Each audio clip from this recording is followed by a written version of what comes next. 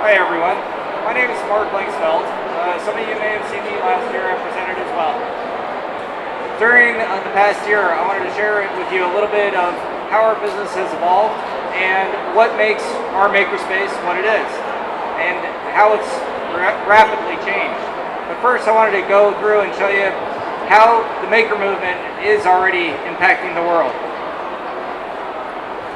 So here's a chart of what we're looking at across the world right now.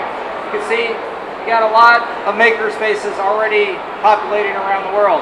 But when you zoom in, it actually looks more like this. I'm looking forward to a few years from now, it might be 10, it might be 2, where it's basically as dense as this, as what you see just on that screen. And the reason I'm looking forward to that is, I mean, just look around. How many people do you think came out today? Any estimates? Probably 3,000, something like that. And from the various sources, that's already double what we've seen from last year. So we're looking forward to just this ever-expanding movement, and it's really ever-expanding of bringing technology and how we're using technology into our homes to make the things that we need. So I wanted to share with you a little further some of the things that we've been seeing.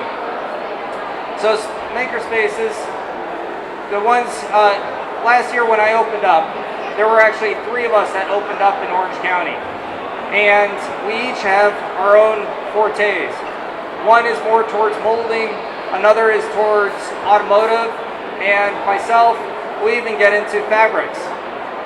And all these different things is kind of what is similar to when we go out and try different foods. I mean, there's a McDonald's next to the Thai restaurant. It's not that I have anything against the McDonald's or the Thai restaurant on one day versus another. I just wanted something a little different. These are the same flavors that we're seeing here in the maker movement. I mean, like you walk from the front end of this building right now, you see 3D printers all over the place. Walk towards the back end, it's drones, giving you a little bit of a trim on the hair. So there's all these different flavors. I see it daily in my shop, where it might be a kid coming through and just wanting to learn a little extra, or somebody looking to prototype a tool or a part for their own invention. Just earlier at my booth, that's exactly what happened. I met a fella, he wanted to prototype something out, and he was asking some questions about it. So there's all different types, and you see them evolving, some next to each other. One of the more visible hubs of it is actually over in Boston, and you see art type spaces where a lot of artists are co-located and they're really sharing resources just like a makerspace. You've even seen some pop up that are turning into bio spaces, so that way they can do research that way. And one way to think of it, machine shops, you know, sometimes they'll let you rent space as well, or like a barber shop. You've got 2 barbers next to each other in that shop, and they're renting the chairs next to each other. That's a lot of what's happening and what we're seeing in the makerspace.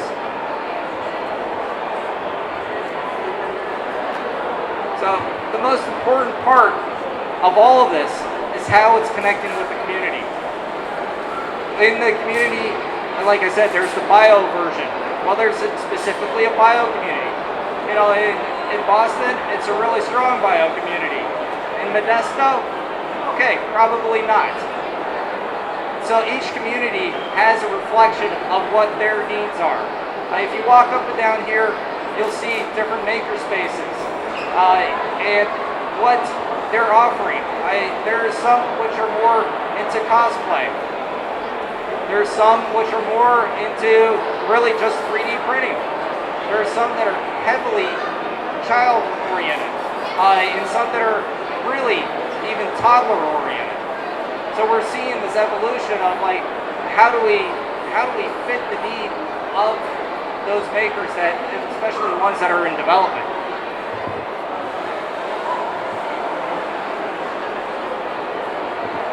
So some of the activities that have been happening in my shop, this past winter, we had a class where we had 30-some kids go through and build a whole bunch of 3D printers, and they just had a blast. Now, granted, the printers themselves weren't the most robust. I mean, the printers themselves were a couple $100 kit version, and in my shop, I've got a multi-$1,000 machine sitting right next to it.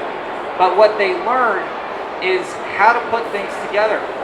You got to remember, some of these kids are missing even how to use something simple like a screwdriver. And so it's great to see them go through and engage and try to actually put things together from start to finish.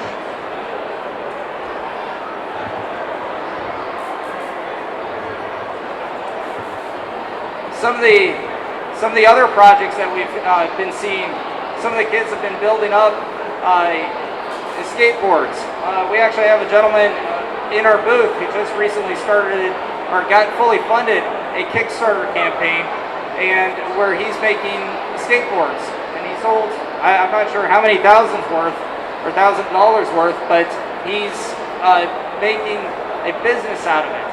And a lot of that came from his passion as a child, skateboarding, and then later designing and working with tools. You see up here a couple other examples. You got the Pachinko machine. It's simple, but just going through and drilling holes and laying things out.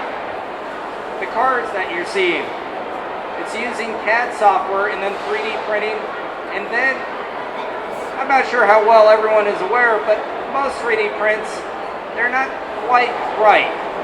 There's a little bit of post-processing that's still involved. I kind of liken it to sand castings, where you have a little bit of machining that's required. So you drill out the hole a little extra just to make sure everything fits. Right below that, you've got vacuum forming. And in the vacuum forming, they were using Legos to go through and make chocolate bars. I gotta say I like that one. Chocolate bars, sweet tooth. Oh yeah, it's a good thing. And then on the right, we got bobbleheads. And you know, that was when we scanned in his head, printed it out, but we also had him go through and build up his own body. And it's the experimentation and actually working with their hands. It works on their hand-eye coordination, but they're also ultimately accomplishing something. Just along the way, realize this is also a reflection of the community I live in.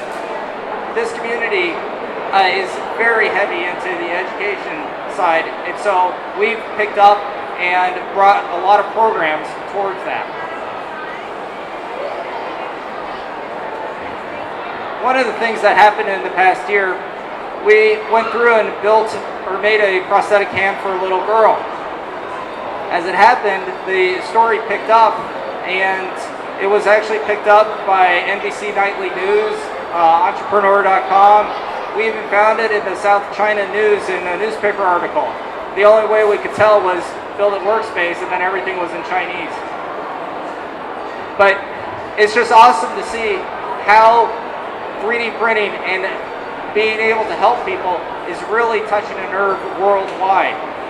In that article, I even got a call from somebody out in the outback in Australia, in Romania, and also in Argentina. It is those types of enabling the future was where the original designs came from. Those designs are made by makers all around the world, evolved.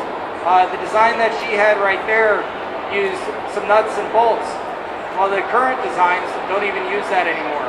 It's strictly 3D printed parts, and it's just a matter of sizing it to the right dimension. Over on the other side, wow, that's loud. On the other side, we have a gentleman